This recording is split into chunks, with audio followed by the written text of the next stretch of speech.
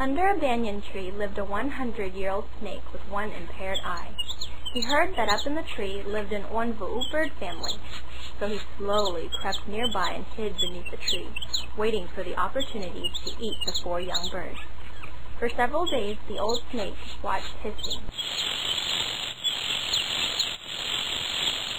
to see what kind of reaction he would get from the birds. One night, hearing the whistling of the old snake, Yellow Wing excitedly exclaimed, "Little ones, come here to the edge of the nest to see who possesses such a delightful whistling sound."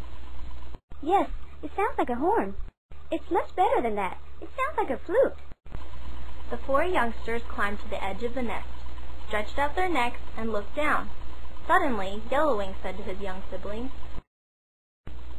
"I think we shouldn't go out because before our parents went out to search for food, they had told us not to climb to the edge of the nest for danger of falling down." "That is because our parents think we are not strong yet. Look here, if our parents see how my legs are as strong as an elephant's legs, they would not object or forbid us as such." "You're wrong, Redwing. We have to listen to what our parents have told us.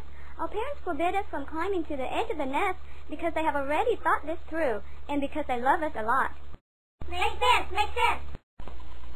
Beneath the tree, the old snake was able to make out the situation that unfolded before him. From listening to the young birds' conversations, the old snake realized that the parents were not home. This was a great opportunity for him to slowly crawl up the tree. As he drew out his tongue, he craved for the chance to snatch the young birds.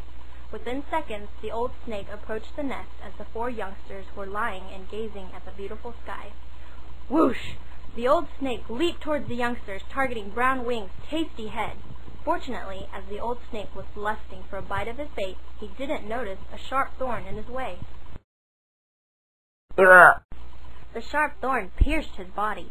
His body lifelessly held on to the edge of the nest, squirming in much pain. As the pain of the wound agonized his whole body, he could no longer think of his delicious bait. The 4 youngsters realized what had just happened and slowly crept toward the old snake. "Oh, poor Mr. Snake. Are you in a lot of pain?" Yellow Wing pulled out the thorn from the wound, causing blood to ooze out everywhere.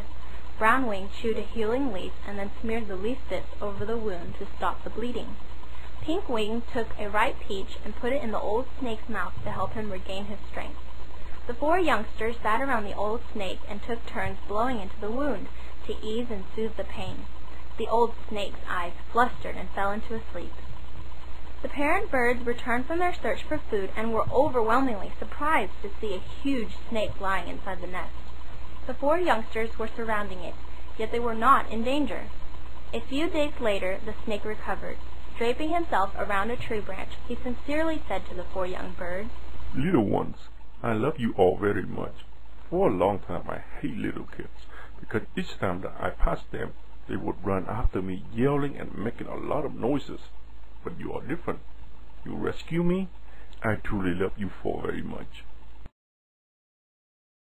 It's because our parents taught us to never tease anyone who is physically disabled, and to especially help those in danger.